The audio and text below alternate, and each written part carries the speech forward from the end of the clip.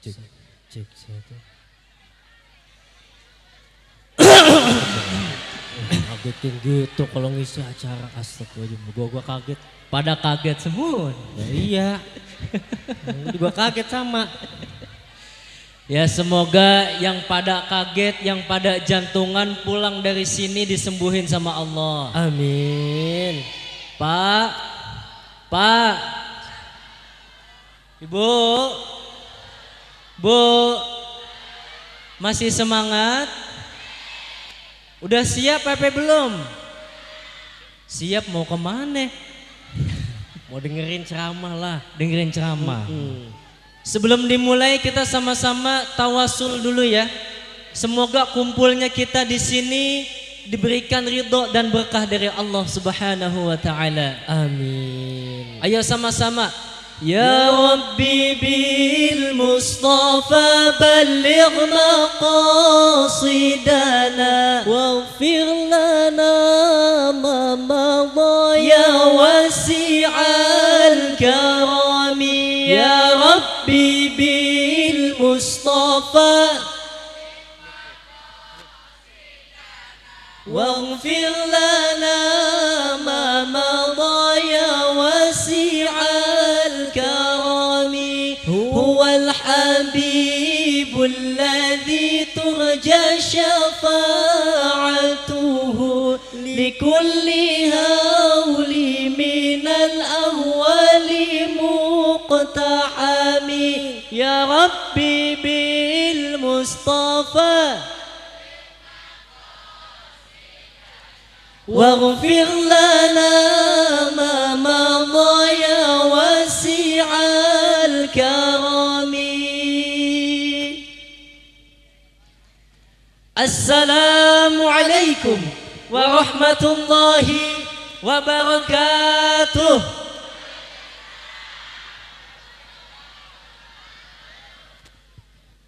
Yang jawab salam kayaknya baru 70 orang nih. Yang datang berapa nih? 10.000 orang yang datang. Masya Allah. Udah pada makan belum Bu? Hah? Belum. Emang nggak dapat snack emang? Kita juga belum makan Bu. Aduh. Nih kopi nggak ada, disediain kopi nggak ada. Iya, kode itu. Udah malam begini, penceramahnya udah datang, jawab salamnya harus semangat dong. Ulang sekali lagi biar ceria, Biar sekata, biar cetar membahana ke angkasa, masuk ke relung sukma, nyut-nyutan dalam dada. Ulang sekali lagi. Assalamualaikum warahmatullahi wabarakatuh.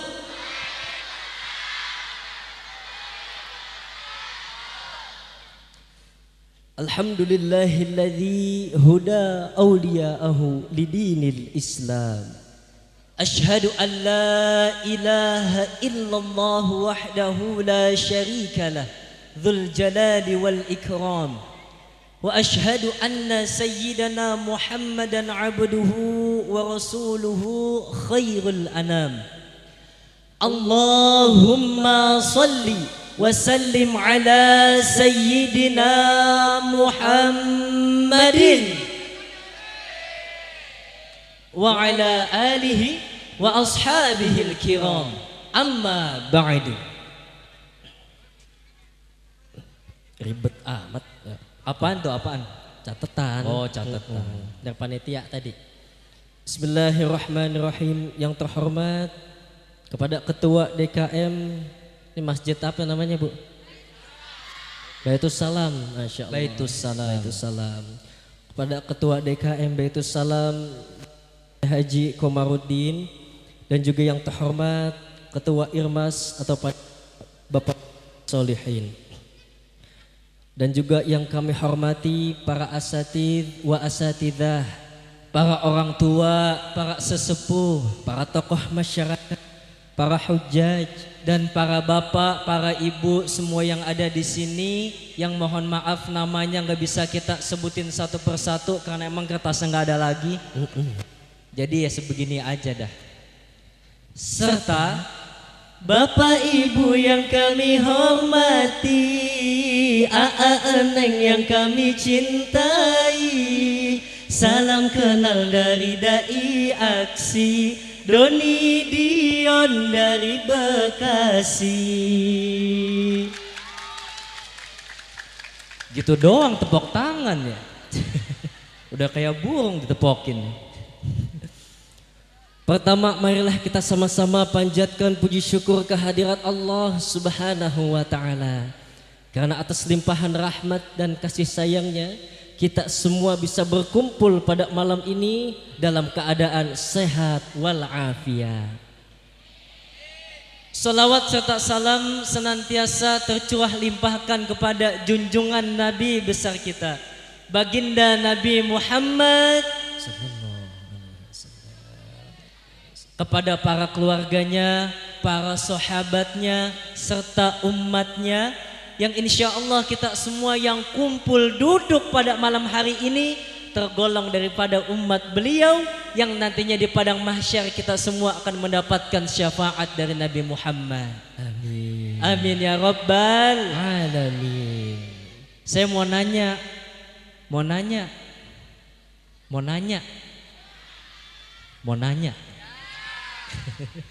Bapak, Ibu, AA, Neng gimana kabarnya, sehat? Alhamdulillah. Roman-romannya wajah-wajah penghuni surga semua ini. Amin. Ngomong-ngomong, BTW, ngemeng-ngemeng, ngomong-ngomong ya, kenal sama kita berdua? Lah kenal di mana emang? Oh di TV di Indosiar. Kemarin lagi acara, lagi bulan puasa, sahur jam 2 pagi pada nonton kita berdua di Indosiar, apa kagak? Nonton. Banyak semua nonton. Alhamdulillah. Makanya saya mau nanya, Bu, Pak, kemarin pada nonton, kira-kira pada polling SMS kagak? Lah kagak. Iya. Lah pantas Bu, kita juara 3. Tapi nggak apa-apa, alhamdulillah. Yang penting masih dikasih juara sama Allah. Yang penting kita berdua mohon doanya Bapak Ibu, semoga kedepannya makin berkah. Amin. Dan juga kami berdua mohon doanya kepada kedua orang tua kami yang selalu mendampingi kami setiap kali kami bertausiah.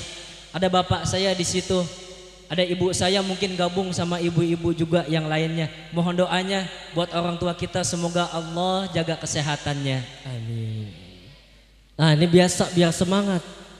Ini kalau dimanapun saya ngisi tausiah, ini selalu sapa jamaah dengan sebutan salam takwa. Jadi nanti kalau kita bilang salam takwa, di sini semua kompak jawabnya berkah, berkah, berkah. Boleh nggak? Nah, langsung coba kalau boleh. Salam takwa. Alhamdulillah. Masya Allah, luar biasa. Luar biasa. Bisa sampai jam 2 nanti nih. Ya Allah. Siap Bu? Siap. Lah Ibu siap, kita kagak. Ya. Lecet bisa nih. Bapak, Ibu, AA, Neng, jeung sadayana. Ini mah kita biasa baca bahasa Sunda ya. Iya. Tetiasa bahasa Sunda hampura ya mah ya. Pakai bahasa Indonesia aja ya. Nggak apa-apa ya Bu ya. Ya saetik mah tiasa. Bapak Ibu yang dimuliakan Allah Subhanahu wa taala. Allah berfirman di dalam Al-Qur'an surat At-Taubah ayat 36. Kata Allah, A'udzubillahi minasyaitonir rajim. Inna 'iddatasy syuhuri 'indallahi 12 syahran fi kitabillah. Yauma khalaqas samawati wal arda minha arba'atun hurum. Dzalikad dinul qayyim fala tadhlimu fihinna anfusakum. Al-ayah. Kata Allah, sesungguhnya jumlah bulan menurut di sisi Allah ini ada 12 bulan. Sesuai penciptaannya pada saat langit dan bumi diciptakan. Nah ini menarik, di antara 12 bulan itu ternyata ada 4 bulan haram di dalamnya. Dan kata Allah, fala tadlimu fihinna anfusakum. Janganlah kalian sekali-sekali menzolimi diri kalian pada 4 bulan haram itu. Jadi dari ayat itu Bu, Allah menjelaskan kepada kita bahwa di antara 12 bulan tersebut ada 4 bulan yang suci dan disucikan, yang dikenal dengan sebutan 4 bulan haram. Disebutkan oleh baginda Rasulullah, yang pertama Zulqaidah, Zulhijjah, Muharram, dan Rajab. Nih yang sekarang kita udah masuk di bulan Rajab. Kenapa kok dinamakan bulan haram, bukan bulan halal? Karena pada 4 bulan tersebut nih kita umat Islam diharamkan untuk saling menganiaya, saling bermusuhan, atau saling berbuat kemaksiatan. Gak boleh. Sebagaimana disampaikan oleh Ibnu Abbas, jika seseorang melakukan perbuatan maksiat pada 4 bulan haram tersebut, maka dia akan mendapatkan dosa yang berkali lipat. Begitupun sebaliknya, jika seseorang melaksanakan ibadah-ibadah, maka dia akan mendapatkan pahala yang berlimpah. Alhamdulillah. Nah ini bulan Rajab, kemarin baru masuk hari Selasa, istimewa. Disebutkan sama Nabi Muhammad, Rajabun syahrullah wa sya'banu syahri wa ramadhanu syahru ummati. Kata Rasulullah, bulan Rajab itu adalah bulannya Allah, Sya'ban adalah bulanku, dan Ramadan adalah bulan untuk seluruh umatku. Makanya karena bulan Rajab ini adalah bulannya Allah yang mulia, kan kita diajarin untuk berdoa sama baginda Rasulullah di dalam hadis riwayat Ahmad.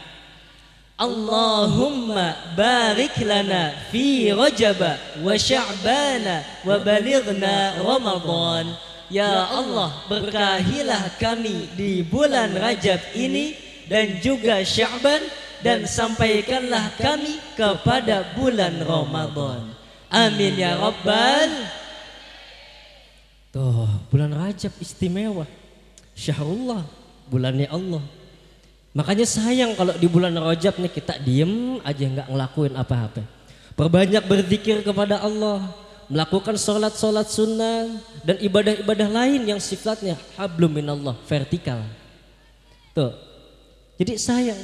Bahkan dijelaskan di dalam suatu riwayat, ketika Rasulullah pada saat peristiwa Isra wal Mi'raj naik ke langit ke atas, ditunjukkan surga dan neraka. Lalu Rasulullah masuk ke dalam surga. Pada saat itu ditemani sama malaikat Jibril. Pas masuk ke dalam surga, Rasulullah melihat ada sekumpulan malaikat-malaikat yang sedang membangun rumah yang sangat besar, kayak istana rumahnya. Bahan bangunannya berupa emas dan perak. Lalu Rasulullah bertanya, wahai malaikat, untuk siapakah rumah yang engkau bangun itu?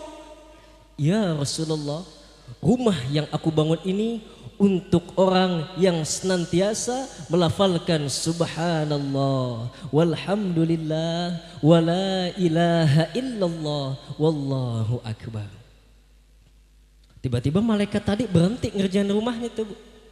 Lalu ditanya lagi sama Rasulullah, ya malaikat, kenapa kamu berhenti mengerjakan rumah itu? Ya Rasulullah, aku berhenti mengerjakan rumah ini karena sesungguhnya rumah orang yang sedang kami kerjakan ini berhenti pula melafalkan tasbih, tahmid, tahlil, dan juga takbir.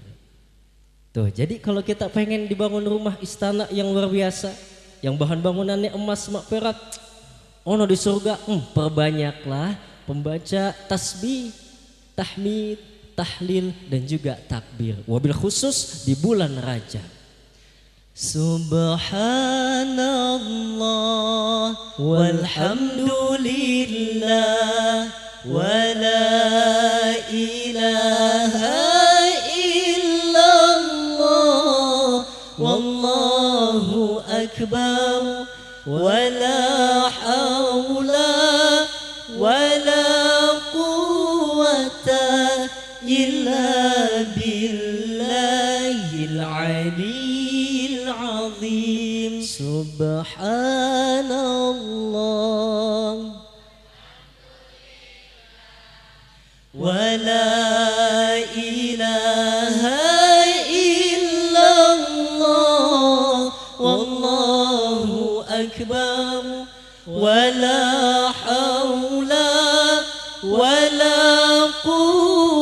quwwata illa billahil aliyyil azim. Kemudian masih di dalam riwayat yang sama diceritakan bahwa Rasulullah bertemu dengan seorang malaikat yang bertubuh besar dan dia sedang memegang sebuah buku induk yang sangat besar pula.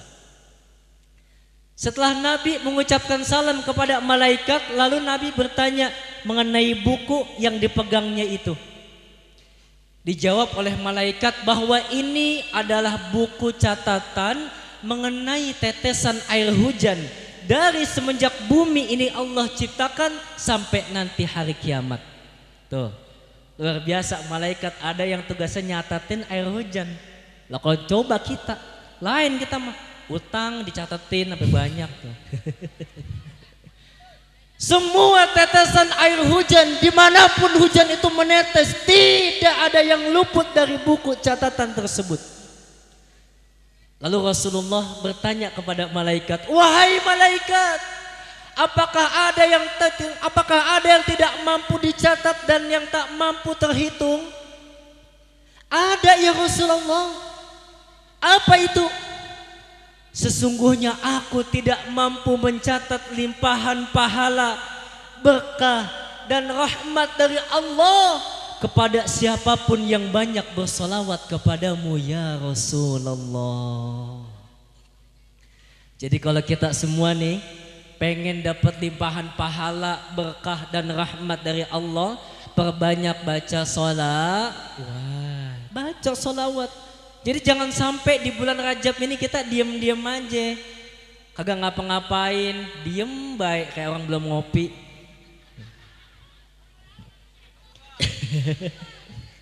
Jangan diem-diem aja di bulan Rajab, perbanyak ibadah, zikir, sholawat. Ini mah kadang-kadang kagak disuruh zikir malah pada main cacing. Coba tuh, lah disuruh sholawatan malah pada main TikTok. Teng deng deng deng deng deng deng teng deng deng deng teng deng deng deng. Udah TikTok tadi ngapain contohin barusan. Ini jadi ikut-ikutan. Ya Allah, bulan Rajab tuh, Masya Allah. Yuk makanya sama-sama di bulan Rajab ini kita untuk memperbanyak beribadah. Mulai dari bersedekah, berdakwah, saling ramah tamah, berhijrah dari akhlak yang buruk menjadi akhlakul karimah. Selalu istiqomah, sucikan lahiriah dan batiniah. Mulai dari menjauhkan sifat amarah, ghibah dan namimah yang bisa membuat umat Islam terpecah belah. Ayo sama-sama kita bermuhasabah agar Allah berikan kita hikmah dan hidayah, dijadikan orang yang soleh dan soleha, diberikan rezeki yang berkah dan pahala yang berlimpah. Awali dengan basmalah, akhiri dengan hamdalah, ubah kata lelah menjadi lillah, jadilah muslim yang istiqomah. Insya Allah berkah, berkah, berkah. Yeah.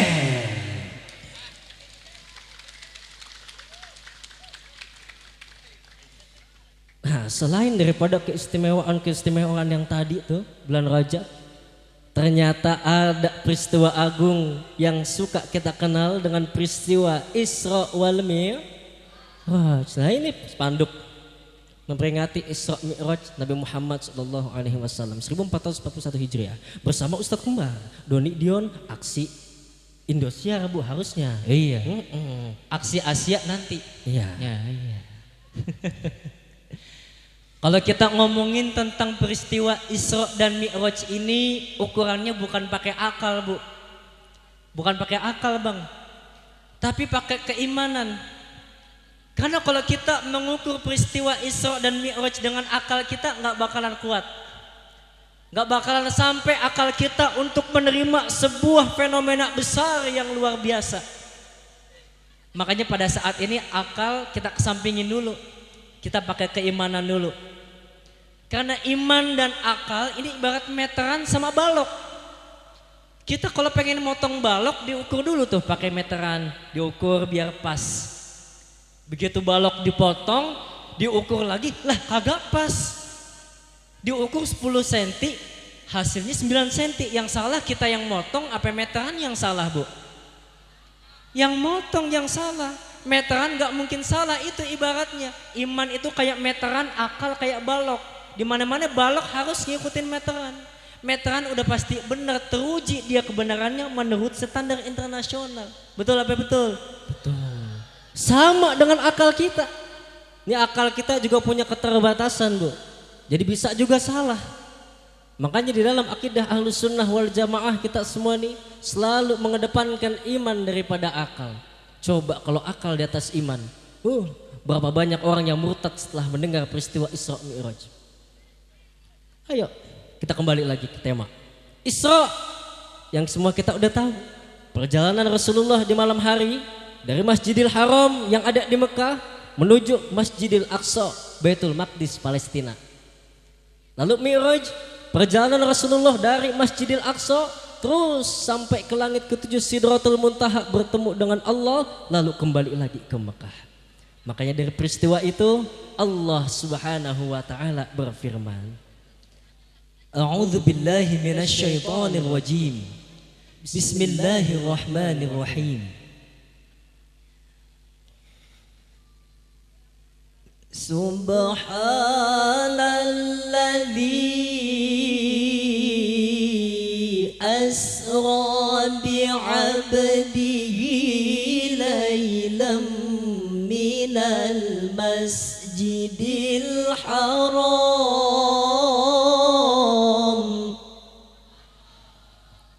laylam minal masjidil haram ilal masjidil aqsa laylam minal masjidil haram ilal masjidil aqsa alladzi barakna haulah alladzi barakna haulahu linuriyahu min ayatina innahu huwas sami'ul basir.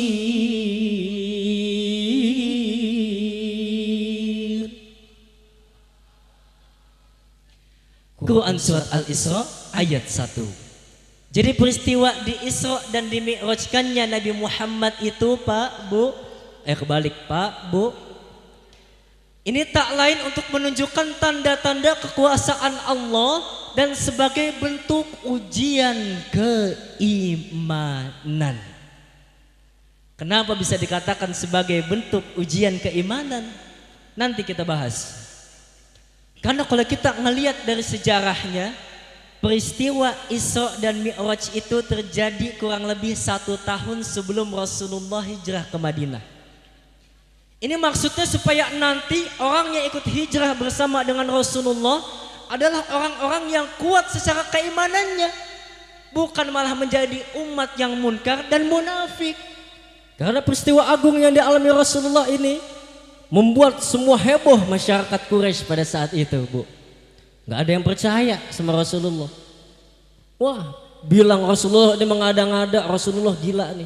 Wah, mana mungkin perjalanan dari Masjidil Haram menuju Masjidil Aqsa ditempuh dalam waktu 1 malam. Sedangkan itu perjalanan yang sangat jauh yang harus bisa ditempuh dalam waktu berbulan-bulan. Lalu mengaku dari Masjidil Aqsa naik lagi menuju Sidratul Muntaha. Nggak mungkin itu Muhammad cuma mengada-ngada, nggak mungkin Muhammad gila. Tuh, masyarakat Quraisy nggak ada yang percaya. Makanya diceritakan ada suatu riwayat ada 3 respon umat pada saat itu, Bu. Yang pertama ketika mendengar perkataannya Rasulullah, wah ini bertambah keimanannya. Yang kedua ada yang tetap imannya stabil, nggak naik, nggak turun. Nah ini yang ketiga yang paling parah. Ada yang hilang keimanannya, murtad lalu kafir dari Islam. Makanya tadi disebut sama Dion, peristiwa Isra wal Mi'raj ini merupakan bentuk ujian keimanan pada saat itu untuk masyarakat Quraisy. Dan tolak ukurnya bukan pakai akal. Makanya itu orang-orang yang mereka pada murtad menjadi kafir kembali akibat mendengar cerita Rasulullah tentang pengalaman Isra Mi'rajnya beliau. Mereka hanya mengandalkan akal semata, tapi mereka nggak pakai sudut pandang keimanan. Nggak pakai mereka sudut pandang keimanan. Makanya pada saat itu ada salah satu sahabat baginda Rasulullah yang langsung percaya, gak neko-neko, langsung percaya tentang pengalaman Isra dan Mi'rajnya baginda Rasulullah, yaitu Sayyidina Abu Bakar radhiyallahu anhu. Begitu masyarakat Quraisy datang kepada Abu Bakar lalu berkata, "Wahai Abu Bakar, itu sahabatmu Muhammad udah gila. Dia mengatakan pergi dari Masjidil Haram ke Masjidil Aqsa, kemudian naik ke langit ketujuh, balik lagi ke Mekah sebelum pagi tiba dalam waktu 1 malam. Ini adalah hal yang gila, gak mungkin bisa dilakukan. Apakah engkau percaya kepada sahabatmu Muhammad, wahai Abu Bakar?" Jawaban yang istimewa dilontarkan oleh Abu Bakar. Apa kata beliau? "Kalau memang benar Muhammad yang berkata seperti itu, maka pasti aku percaya. Dan bahkan seandainya lebih dari itu, asalkan Muhammad yang berkata, aku pasti percaya dan itu pasti benar adanya." Makanya dari situ pengakuan Abu Bakar, beliau diberi gelar sama Rasulullah As-Siddiq. Abu Bakar As-Siddiq artinya orang yang jujur, yang membenarkan perkataannya Rasulullah. Tuh. Karena peristiwa agung yang dialami Rasulullah ini cuma Rasul doang sendiri yang ngalamin secara personal, pribadi. Dulu masyarakat Quraisy gak bisa menyaksikan langsung bagaimana detailnya peristiwa itu terjadi. Lalu tiba-tiba Rasulullah mengumumkan kepada masyarakat Quraisy. Wajar pada saat itu semua masyarakat ada sebagian yang tidak percaya. Lah apalagi zaman dulu belum ada teknologi, TV belum ada, radio belum ada, HP belum ada zaman dulu, Bu. Coba kalau zaman dulu ada HP, lah update status dulu, selfie, cek. Bismillah perjalanan Isra menuju ke Masjidil Aqsa OTW, klik, langsung di share semua, lah orang tahu semua itu. Begitu perjalanan Mi'raj, update lagi status. Alhamdulillah sampai juga di Masjidil Aqsa. Lanjut cus OTW ke Sidratul Muntaha, udah ya mau OTW dulu, bye bye. Klik kirim, dah banyak yang lihat tuh. Tapi coba zaman dulu belum ada handphone. Makanya Allah menguji keimanan umat Islam pada saat itu, belum ada teknologi HP. Tapi masih murni cerita langsung yang disampaikan oleh baginda Rasulullah. Jadi jelas tuh kelihatan mana orang yang beriman, mana orang yang munafik. Makanya saya mau nanya sama bapak sama ibu, percaya nggak kita sama peristiwa Isra dan Mi'raj? Percaya. Alhamdulillah kita percaya. Semoga Allah menjaga keimanan kita dan semoga Allah menjaga keistiqomahan ibadah kita. Amin, ya Rabbal Alamin. Nah ini peristiwa penting. Lalu bagaimana sih itu Rasulullah? Bagaimana pengalamannya pada saat peristiwa Isra Mi'raj? Sampai ujung-ujungnya ngebawa oleh-oleh nih, perintah sholat 5 waktu. Mau tahu apa enggak, Bu? Bu? Mau tahu enggak, Bu? Mau tahu banget, mau tahu aja. Cius. Mie apa? Mie ayam. Yuk kita sama-sama sholawatan dulu. Salatullah salamullah ala taha rasulillah. Salatullah salamullah ala yasin habibillah. Salatullah salamullah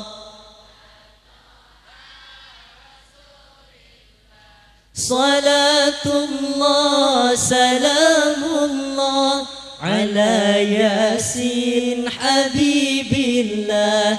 Tawassalna bi bismillah wa kulli mujahidilillah bi ahlil badri ya Allah. Jeng jeng jeng jeng. Ya, dikit amat yang jawab. Amat ya. Yang depan doang nih. Yang belakang bapak-bapak sepi semua. Ini bocah gak tidur. Iya. Ulang sekali lagi ulang. Bi ahlil badri ya Allah jeng jeng jeng jeng. Nah, ini kompak dong. Mantul, mantap. Betul. Lah, emak-emak tahu juga ya. Iya tuh ya. Namanya juga emak-emak zaman now. Mak-mak gaul. The power of mak-mak. Cerita ini kita ambil di dalam kitab tafsir Ibnu Katsir mengenai tafsir surah Al-Isra pada ayat yang pertama. Sebenarnya banyak Pak cerita mengenai peristiwa Isra dan Mi'raj. Tapi kita cuma ambil sebagian doang karena kalau dibawain semua nggak bakalan kelar sampai subuh juga. Ya tadi Ibu Kit sanggup lah, kita kagak sanggup. Capek ya. Romannya amplop dari sini nggak cukup benerin ini nih.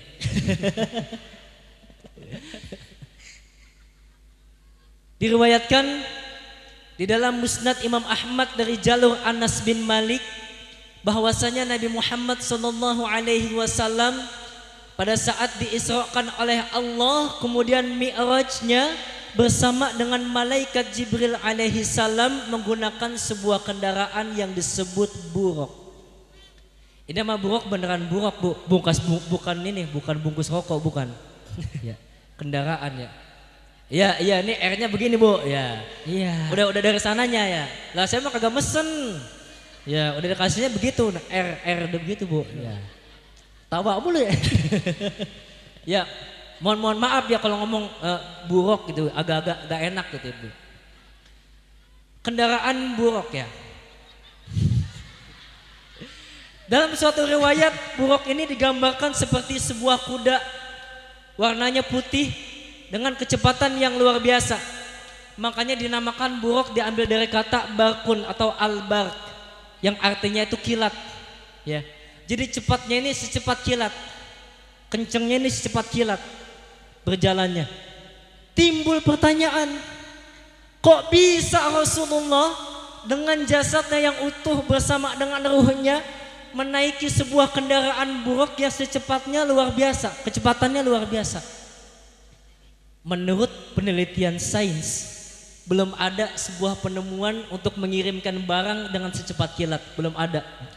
Karena dikhawatirkan barang ini atau fisik dari barang itu akan hancur. Mungkin kalau kita nih yang ngalamin peristiwa itu badan kita udah hancur. Tapi kalau Rasulullah badannya nggak hancur, kok bisa? Timbul pertanyaan.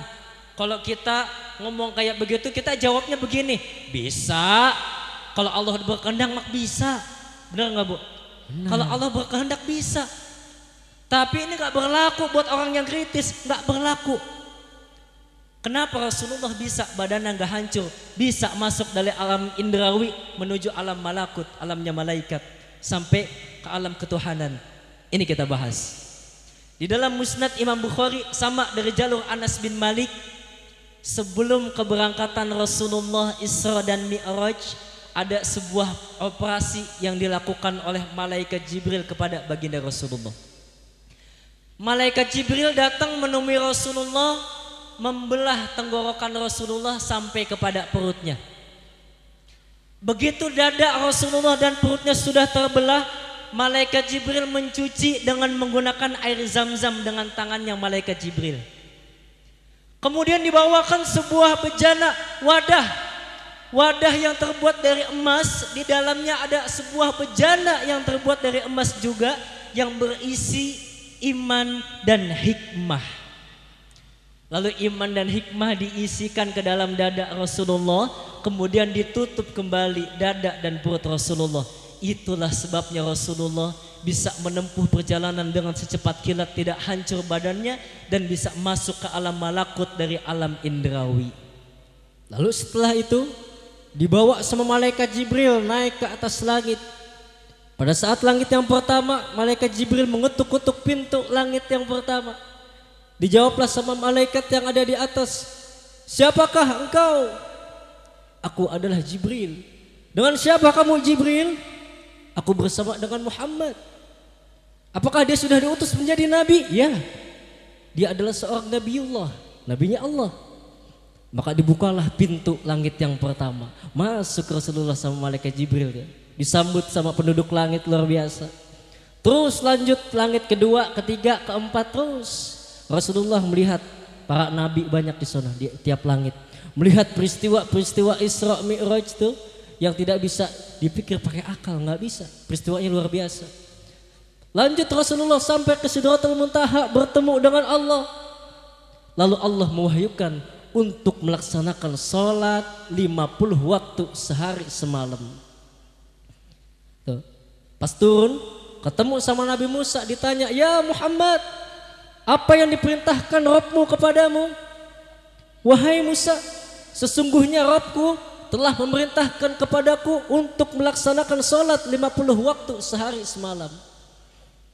Lalu kata Nabi Musa, "Ya Muhammad, sesungguhnya umatmu gak bakal sanggup, gak bakal mampu umatmu untuk menjalankan seperti itu. Minta lagi sama Allah keringanan, minta lagi mohon." Lalu Rasulullah balik lagi sama Allah, minta keringanan. Diringanin sama Allah 5 rakaat jadi 45 rakaat. Di riwayat lain diringankan 10 rakaat jadi 40 rakaat. Balik lagi turun ketemu sama Nabi Musa. Kata Nabi Musa, "Ya Muhammad, masih kebanyakan, minta lagi keringanan sama Allah. Umatmu gak bakal sanggup, gak bakal." Minta lagi sama Allah, bolak-balik. Sampai akhirnya Allah menetapkan sholat 5 waktu. Ini yang sekarang, subuh, zuhur, asar, maghrib, isya. Tuh 5 waktu sehari. Pas turun ditanya lagi sama Nabi Musa, "Ya Muhammad, bagaimana?" "Wahai Musa, sesungguhnya Rabbku telah memerintahkan kepadaku untuk melaksanakan sholat 5 waktu sehari semalam." "Ya Muhammad, itu masih kebanyakan. Umatmu gak bakal sanggup melaksanakan itu. Sesungguhnya aku pun juga melakukan hal yang sama kepada umatku yang jauh lebih sedikit daripadamu. Namun karena lemahnya iman umatku, semua meninggalkan syariatku. Dan sesungguhnya umatmu lebih lemah imannya daripada imanku Muhammad. Minta lagi sama Allah, minta keringanan."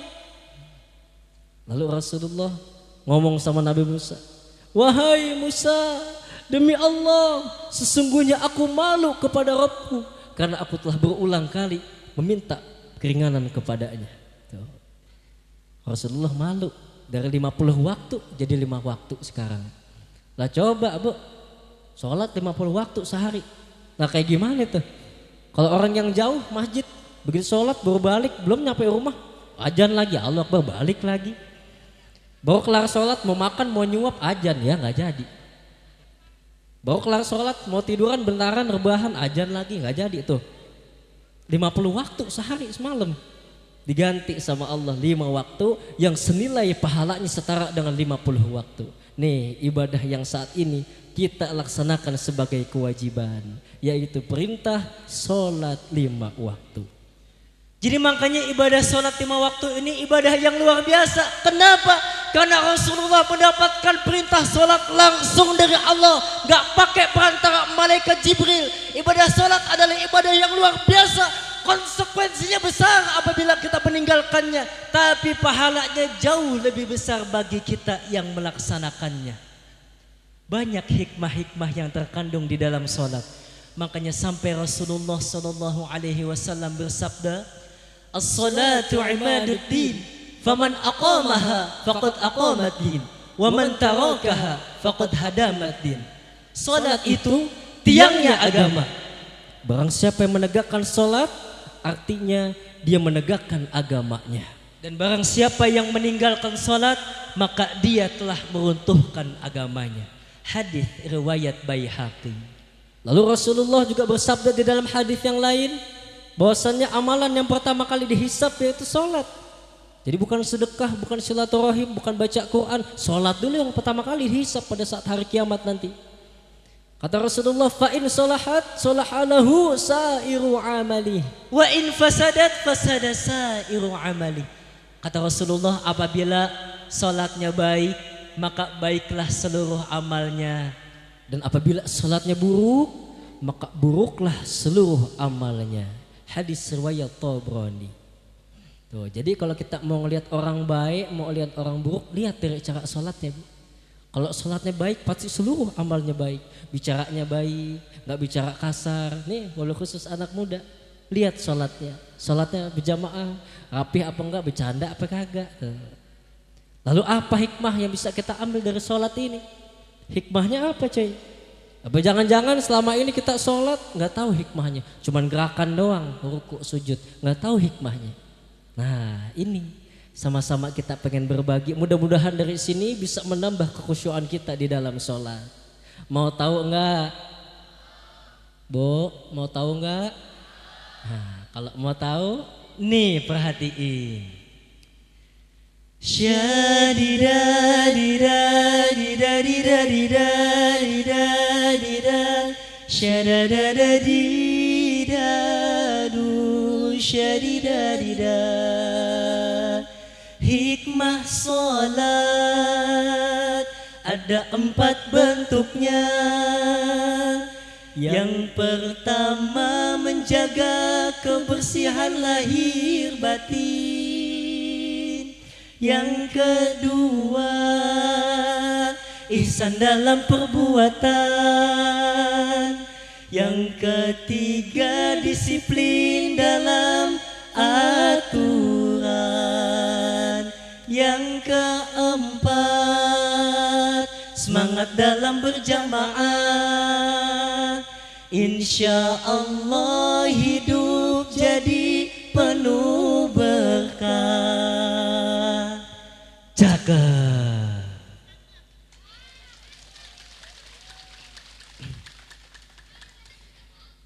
Hikmah yang pertama, sholat ini bisa menjaga kebersihan lahir batin. Nah kenapa? Nih kebersihan lahir dulu.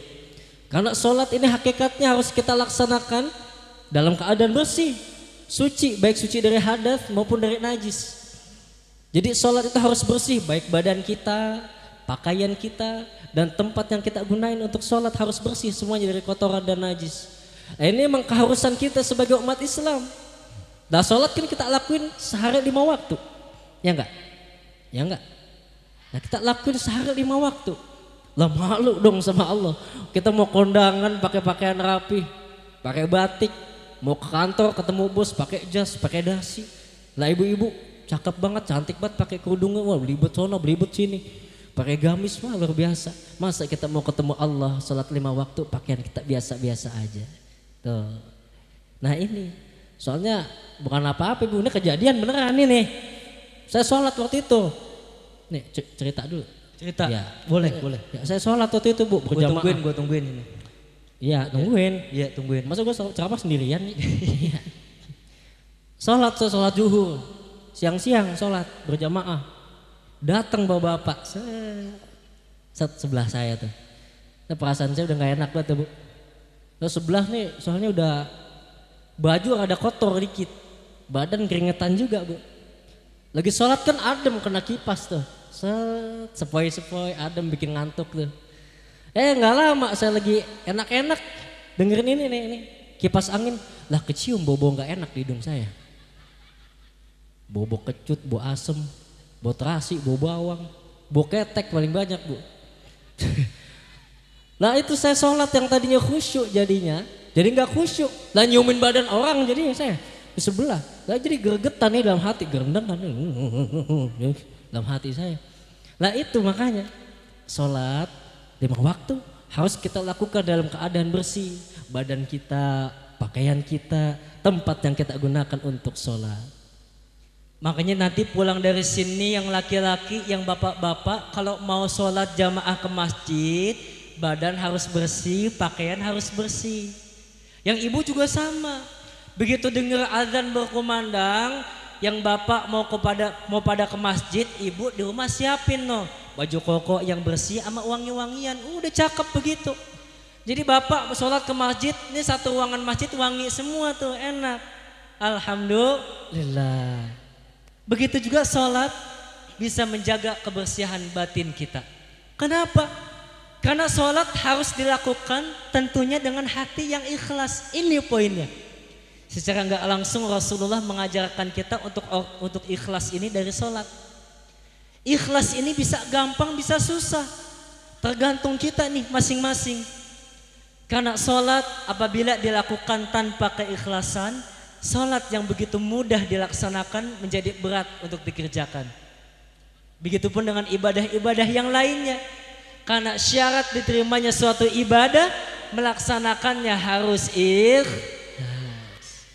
ikhlas dalam sholat, ikhlas dalam zakat, ikhlas bersedekah agar mendapat berkah, ikhlas dalam puasa, ikhlas dalam berdoa, ikhlas beribadah, insya Allah masuk jannah. Cakep.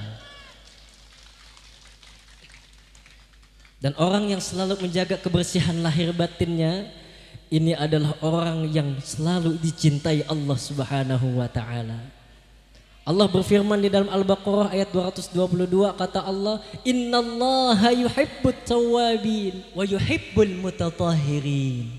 Sesungguhnya Allah mencintai orang-orang yang bertaubat Dan orang-orang yang mensucikan diri. Nah, jadi mudah-mudahan nih pulang dari sini kita bisa menjaga kebersihan lahir dan batin kita. Lalu hikmah sholat yang kedua, sholat bisa menjadikan kita ihsan di dalam perbuatan. Ihsan itu apa sih? Mungkin kita sering dengar tuh perkataan ihsan. Atau bahkan di spanduk-spanduk masjid suka ada kalimat iman, Islam, dan ihsan. Tapi kadang-kadang kita masih belum tahu ihsan itu artinya apa. Sebagaimana yang dijelaskan oleh baginda Rasulullah dalam sabdanya, al-ihsanu an ta'budallah ka'annaka tarahu. Jadi ihsan itu adalah engkau beribadah seakan-akan engkau melihat Allah. Fa illam takun tarahu fa innahu yaraka. Kalau engkau nggak bisa melihat Allah, nggak bisa melihat Allah, nggak bisa merasakan kalau kita melihat Allah, maka yakinlah seolah-olah Allah melihat kita. Hadis riwayat Muslim. Jadi singkatnya, ihsan itu adalah kita merasa diawasi oleh Allah. Paham? Apa tadi Bu ihsan?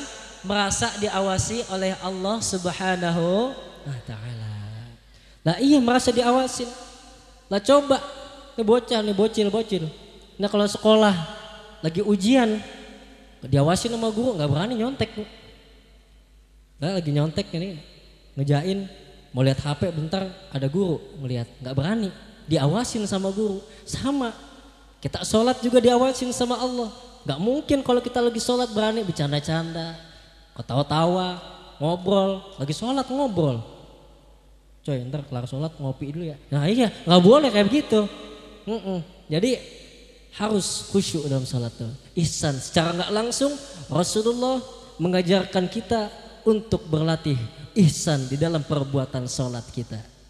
Makanya ketika kita dalam sholat, dimulai dari kita takbiratul ihram, Allahu Akbar, mengangkat kedua tangan kita, ini menandakan artinya kita telah menyatakan kesiapan diri kita untuk meninggalkan segala bentuk hal-hal yang diharamkan oleh Allah. Kayak tadi contohnya Bu, bercanda, ngobrol, ketawa, ketiwi, ini boleh, dihalalkan. Tapi pada saat sholat ini menjadi haram. Gak boleh, karena pada saat sholat kita harus khusyuk untuk mendekatkan diri, berserah diri kepada Allah. Begitupun kalau kita selalu menerapkan prinsip ihsan di dalam kehidupan kita, gak mungkin kita temuin ada berita korupsi, pencurian, perzinahan, pemerkosaan dan lain-lain, gak ada. Karena kita selalu merasa diawasi oleh Allah Subhanahu wa ta'ala. Lalu hikmah sholat yang ketiga, sholat bisa menjadikan kita disiplin di dalam aturan. Disiplin dalam aturan. Aturan bisa berarti waktu. Sholat ini udah ada waktunya masing-masing. Bahkan salah satu syarat sahnya sholat adalah masuk waktu sholat. Kalau belum waktunya jangan. Subuh 4:30, zuhur jam 12, asar 3:30, begitu kira-kira. Ustadz saya lagi semangat-semangatnya sholat, nanti abis sholat tahajud sambung sholat subuh ya jam 3, lah kagak boleh. Subuh 4:30, nggak boleh dimajuin. Ustadz saya masih ngantuk, ntar aja subuhnya jam 8, kagak boleh. 4:30, kecuali kesiangan bangun ketiduran, kagak denger ajan, nggak pakai alarm, nggak ada yang bangunin, bangun-bangun jam 8 belum sholat subuh, sholat dah tuh sholat subuh sah.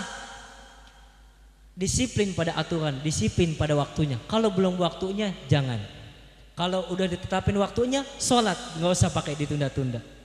Ustadz saya pengen sholat zuhur nambahin 2 rakaat biar 6 rakaat biar banyakan pahalanya. Gak boleh. Zuhur 4 ya 4. Gak boleh ditambah-tambahin. Kadang-kadang. Hah? 4 rakaat aja malas kadang-kadang. Iya, Tambahin lagi 6 rakaat. Tambahin 2 biar banyakan pahala, agak boleh. 4 ya 4. Gak boleh ditambahin, gak boleh dikurangin. Kecuali ada alasan tertentu boleh dikosor jadi 2 rakaat. Disiplin pada aturan. Kan kata Allah di dalam Quran surat An-Nisa ayat 103. Inna salata kanat 'alal mu'minina kitaban maquta. Kata Allah, salat itu adalah fardu yang telah ditentukan waktu-waktunya atas orang-orang yang beriman. Tuh, udah kita tentuin. Jadi coba kalau lihat orang yang salatnya baik dan benar, pasti dia bisa memiliki sifat untuk menghargai waktu. Lah waktu sangat berharga, Bu, luar biasa. Lah orang barat ngomong time is money. Bener gak? Hah? Bener. Benar. Iya, bukan time is duit, bukan. Bukan. Ya. Money. Time is money itu. Waktu adalah uang. Lah mereka 1 detiknya aja berharga banget, Bu. Saking berharganya waktu, tuh waktu nggak bisa diputar lagi. Makanya tuh, nah lihat deh. Ini kan kalau anak-anak SMA, Bu, gayanya percintaan ya. Pacaran, putus, ngomong. Coba aja kalau waktu bisa diputar kembali, aku pasti akan menyayangimu. Ya ilah. Bucin ya. Berharga waktu. Makanya karena ada waktu, manfaatkan dengan sebaik-baiknya. Coba cek berapa banyak orang yang menyesal dan rugi karena mereka nggak bisa menghargai waktu yang udah Allah berikan dengan sebaik-baiknya. Makanya kata baginda Rasulullah, ada 2 kenikmatan yang kebanyakan manusia tertipu pada 2 kenikmatan ini, yaitu kesehatan dan waktu luang. Makanya jangan sampai kita jadi manusia ujung-ujungnya nyesel di akhir hayat pas meninggal. Karena waktu yang selama ini panjang ini kita jalanin gak ada manfaatnya, untuk hura-hura gak ada faedahnya. Giliran ada waktu malah buang-buang duit. Giliran ada waktu malah nongkrong gak jelas. Giliran ada waktu malah ngomongin orang. Giliran ada waktu hobinya main game terus. Giliran ada waktu malah pacaran terus. Giliran ada waktu hobinya jalan-jalan terus. Sekalinya ada waktu dipanggil sama Allah. Mati dah. Iya. Tuh. Waktu panjang gak digunain buat main ini. Beribadah gak digunain. Sekalinya mau beribadah meninggal tuh. Mati. Meninggal. Mati. Lah, mati mah kasar buat hewan, kucing mati gitu. Buat manusia mah meninggal. Ini nggak paham agama. Bagus, nggak paham agama. Coba cek di Al-Quran tuh. Gimana? Kan ada tuh ayat bunyi inna sholati wa nusuki wa mahyaya wa mamati. Nggak ada bunyi wa nusuki wa mahyaya wa meninggal. Lah coba itu. Nah, iya sih, emang nggak ada. Mati nggak ada, mau meninggal nggak ada. Ya udah, intinya udah sama-sama kembali kepada Allah. Nah itu. Jadi jangan sampai waktu yang kita gunain ini nggak ada manfaatnya. Naudzubillah. Nggak sih tahu mulu. Bu, masih semangat? Alhamdulillah. Kayaknya kita hibur dulu nih. Hibur dulu. Iya. Gimana nih? Ente punya ide nggak kira-kira tuh? Nyanyi aja lah. Nyanyi. Tar dulu. Tar dulu. Neng. Ya. Ini katanya Doni mau nyanyi, boleh nggak? Bu, katanya mau nyanyi nih Doni, boleh Bu? Boleh. Boleh tuh. Boleh bang, boleh. Emang ente mau nyanyi lagu apa sih emang? Ini kan lagi peringatan yang agama-agama. Kita nyanyi lagu agama. Agama juga? Oke. Terus nyanyi lagu apa nih? Lagunya Andai Ku Tahu, judulnya Ungu. Lah kebalik. Kebalik ya? Lagu ungu judulnya Andai Ku Tahu. Oh iya maksudnya itu. Oh iya itu. Itu kan mengingatkan kita kepada kematian. Kematiannya. Nah tadi. Oke, ya udah Hati-hati. ente nyanyi. Berarti ini daripada nggak ngapa-ngapain backing vokal aja. Backing vokal. Backing vokal. Emang bisa? Yang ngikut-ngikutin di belakang doang kan? Iya. Belakangnya doang gitu. Oh. Kalau gitu Oh doang. gitu. Ya. Emang gitu? Iya kan. Nah, udah coba dulu. Coba gitu ya. Oke, coba. Bu, saya mau nyanyi, Bu. Mau nyanyi. Bu, saya mau nyanyi. Ini dengerin apa? Nah, iya. Andai ku tahu akan tiba ajalku. Hari Rabu. Lo kemana? Hari Rabu aja sih. Lah, gimana backing vokal? Lah kan backing vokal terserah gue lah. Ya udah jangan gitu dong, ajal ini. Lah Hari emang Rabu. kenapa? Sekarang hari apa? Sabtu, Minggu, Senin, Selasa. Lah 3 hari lagi umur gue dong. Rabu. Jangan gitu, kenapa? Lah kan backing vokal mah terserah gue yang nyanyi. Mulut siapa? Ya jangan main-main ajal-ajal doang dong. Lah terus jadi gimana nih sekarang nih? Ini namanya ajal ada yang tahu emang? Nggak ada yang tahu. Emang ajal ada yang tahu, Bu? Lah nggak ada yang tahu ajal. Terus jadi gimana gue nih? Lah udah jawab yang lain apa jangan Rabu? Nggak tahu buat ya? Iya. Nggak tahu. Udah jawab yang lain lah. Ya nggak tahu berarti. Suwe betul. Nggak tahu ya? Ya ulang lagi nih. Oke, iya. Ulang. Andai ku tahu akan tiba ajalku. Nggak tahu. Ku akan memohon Tuhan tolong panjangkan umurku. Nggak mau. Cuman gak mau tadi udah ngomong gak tahu. Lah kan udah diganti nggak tahu tadi serba salah. Kayak Raisa. Jangan main gitu dan jangan main-main ajal-ajalan. Ya, Pasan tadi di rumah latihan gak gitu, coy. Ya udah gantian. Ya udah gitu. Gantian deh. Heeh. Biar impas, Biar impas biar dah. gantian ya. Iya, gue bales loh. Oke. Bila ku mati Asik. bisa hidup lagi. Lah, lo mati bisa hidup lagi. Bisa gue dong. Lah, mati. Bisa. Coba. hidup lagi. Bila ku mati. Innalillahi. Astagfirullahaladzim. Udah. Oh, salah mulu gue kayaknya. Udah. Ntar gue udah pada turun nih.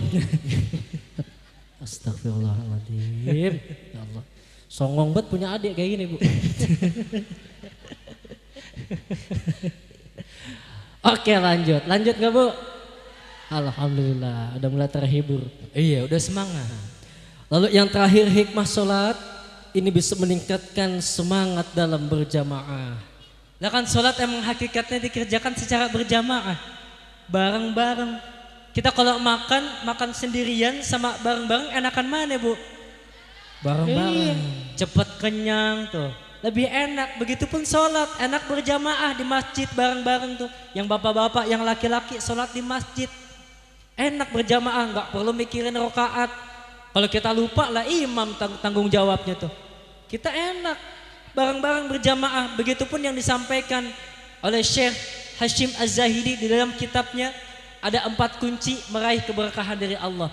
Beliau katakan salah satunya as-salatu ala waqtiha jama'atan. Salat tepat pada waktunya dan dilakukan secara berjamaah. Nah, ini semangat berjamaah bisa membuat umat Islam jadi satu kekuatan, memperkuat ukhuwah Islamiyahnya itu. Nah, coba lihat musuh-musuh Islam, orang kafir, ateis, orientalis, nggak seneng nih ngeliat umat Islam kayak gini kumpul, nggak seneng ngeliat umat Islam akur kayak gini, nggak seneng ngeliat umat Islam salat berjamaah. Akhirnya misi mereka membuat semua umat Islam menjadi terpecah belah. Bu, kaum orientalis tuh, Pak, Bu. Orang Islam, belajar Al-Quran, belajar hadis, paham sama kitab-kitab yang lain. Tapi gunanya itu, manfaatnya nggak dimanfaatkan untuk berdakwah, tapi untuk menghancurkan Islam dari dalam. Nih, terpecah belah. Makanya dari semangat berjamaah ini bisa membuat umat Islam taat, kuat, dan tidak mudah tersesat. Makanya nanti pulang dari sini, yang bapak, ibu, wabil khusus anak-anak muda, ayo sama-sama kita sholat. Yang laki-laki sholat berjamaah di masjid. Cakep, gaul, anak laki-laki keren sholat jamaah di masjid. Yang bapak-bapak sholat jamaah di masjid, yang ibu-ibu afdolnya sholat di rumah. Tapi kalau mau di masjid, monggo silahkan nggak apa-apa. Sholat jangan sampai rajin datang acara peringatan Isra dan Mi'raj tapi sholat kagak pernah. Jamaah ditinggalin, sholat bolong-bolong tapi rajin datang ke sini. Ini kan yang salah. Sholat kan wajib, datang ke sini sunnah kita kumpul. Nih silaturahim sunnah. Jadi sholatnya harus dibenerin. Buat yang anak-anak muda nggak ada lagi istilahnya malam minggu keluyuran nggak jelas, nongkrong-nongkrong nggak jelas. Tadi saya nemuin Pak, banyak anak-anak muda jalan tuh, begitu jalan ke sini pada nongkrong di pinggir kali situ tuh. Cewek sama cowok barengan, cowoknya banyak, ceweknya cuma satu. Naudzubillahi min dzalik. Pergaulan, makanya banyak anak-anak muda di sini luar biasa cakep. Anak-anak muda jadi pada anak muda yang gaul. Makanya saya mau nanya nih, anak muda yang gaul, apakah anak muda yang kerjaannya suka mabok-mabokan? Lalu anak muda yang gaul Bu, apakah anak muda yang kerjaannya suka nyuntik narkoba? Anak muda yang gaul, apakah anak muda yang kalau lagi chattingan sama ayang embebnya ngomongnya begini Bu, ngomongnya begini, yang udah emam tiang iom ya. Mam tiang. Maksudnya emam siang maksudnya. Iya mam siang. Ini ibu-ibu di sini udah emam tiang iom. Iom dijawab tuh. Gaul juga. Lo anak muda yang gaul luar biasa.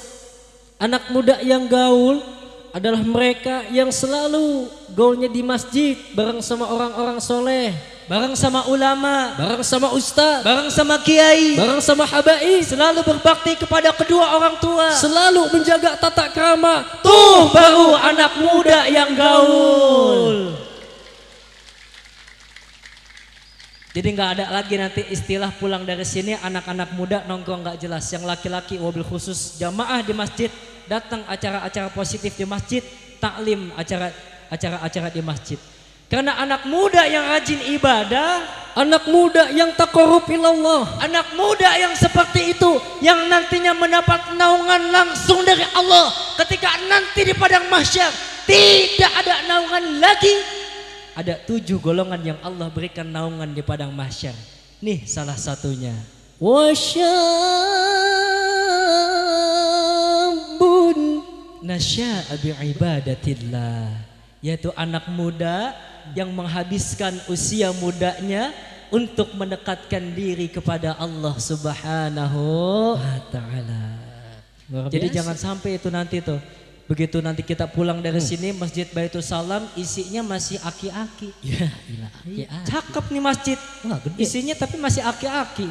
Anak mudanya kagak ada. Iya. Nah kan kesian Bu kalau yang azan aki-aki, yang qomat solawatan, mukul baduk,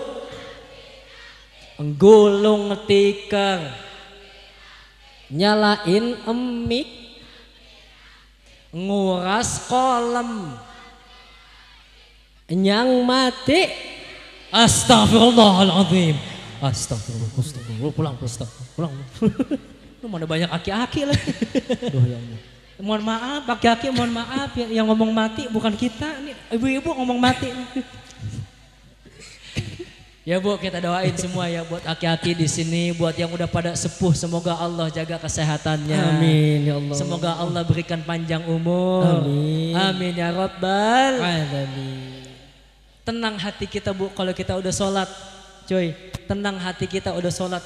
Begitu diputusin pacar, nggak usah khawatir. Tenang hati kita kalau udah sholat, sholat aja dulu. Yang penting sholat. Pacar masih bisa dicari, tenang aja. Ya. Di bumi ini banyak. Jadi jangan ngomong aku nggak bisa dapetin kamu lagi. Ya. Iya, udah jangan. Cemen amat ya. Nah kita berdua ki masih jomblo ini. Iya. Kakak tunggu kamu sampai lulus ya. Asik. Tenang hati kita kalau udah sholat Bu.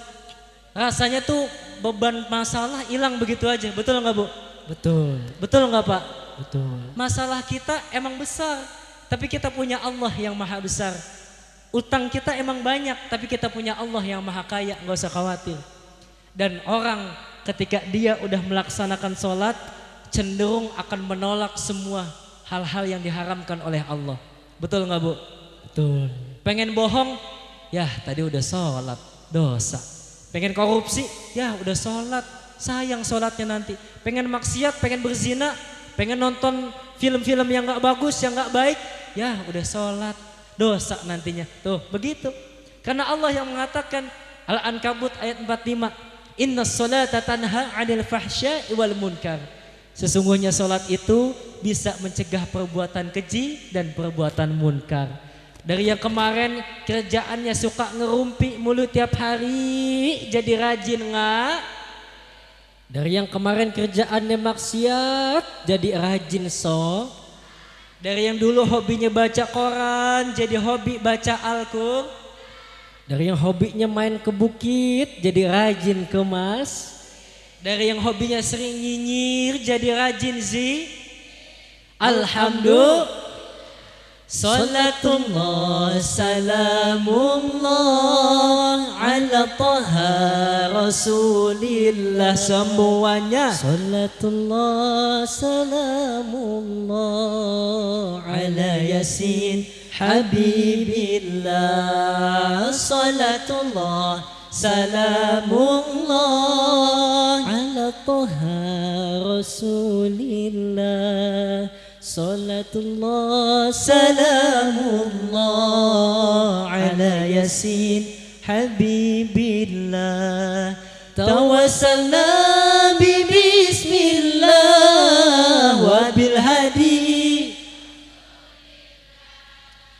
Tawassalna bi bismillah wa bil hadi. Wa kulli mujahidin lillah bi ahlil badri ya Allah. Wa kulli mujahidin lillah bi ahlil badri ya Allah. Jeng jeng jeng jeng. Alhamdulillah. Sebelum ditutup, kita berdua mohon doanya dari Bapak, dari Ibu, Aa, Neng, jeung sadayana. Insya Allah Bu, nanti bulan puasa tahun ini bulan apa Bu? April ya? April ya Pak ya? April. Insya Allah nanti bulan puasa tahun ini bulan April kita berdua akan ikut ajang aksi Indosiar lagi Bu.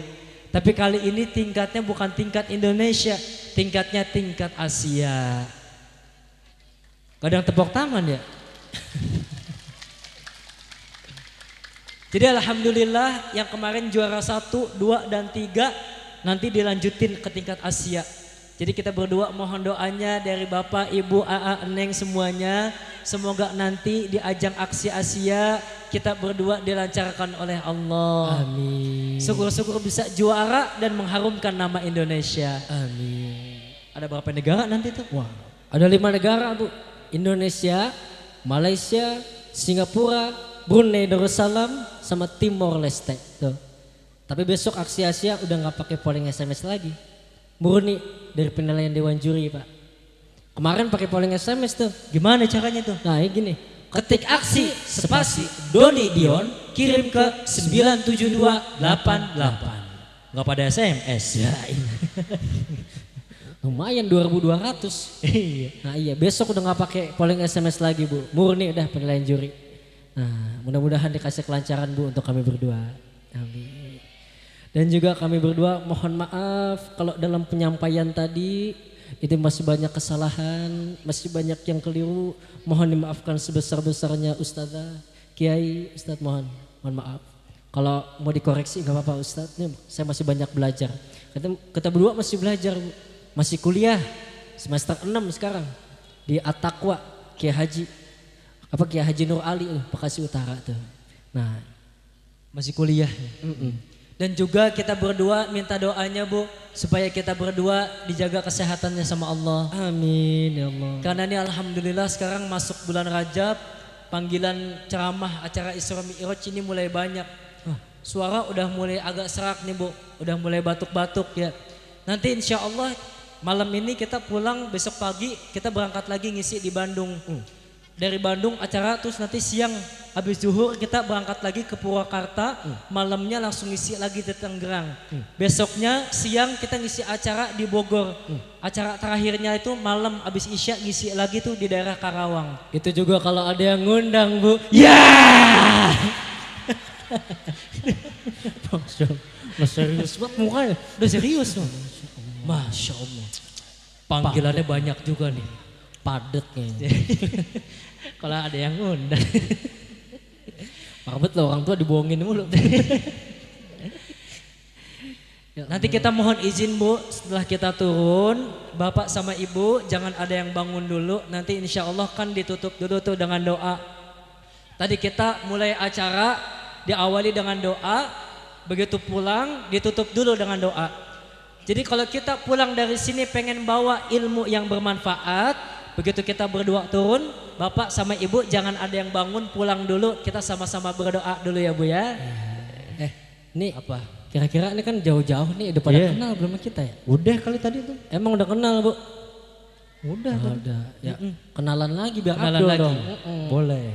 Ya, ini Bu, ini saya sebelah sini Doni Darmawan saya. Saya Dion Darmawan. Bedanya 3 menit, Bu. Saya duluan yang brojol nih, dia nendang-nendang saya. Nendang. Keluar. Ini posisinya selalu gini. Iya, begini. Doni, Dion selalu di kanan. Doni selalu di kanan. Iya. Dion selalu di kiri. Kalau dibalik nggak enak tuh. balik gua enak. Nggak enak Bu. Jadi dibalik gini tuh begini-begininya nggak enak tuh. Ceramahnya feel-nya nggak enak. Nggak enak. Ya udah balik lagi. Gimana sih itu? Nah ini fotonya tuh. Nah ini saya ini Bu. Nih. Bu ini Bu. Nih Bu. Nih. Bu ini Bu. Hah? Sini. Nah, Bu. Gue juga ada di situ. Ya udah terus kenapa? Gue nggak sombong kayak lu. Lo nggak Biasa kasih tahu aja. doang. Bu, saya itu Bu. Ya sama aja dong. Yang itu tuh. Sama. Mudah-mudahan kalau kita masih dikasih umur dan juga kesempatan, kita akan berjumpa lagi. Insya Allah. Sekian yang bisa kami sampaikan. Mohon maaf atas segala kekurangan. Hadanallahu wa iyyakum ajma'in. Wassalamualaikum warahmatullahi wabarakatuh.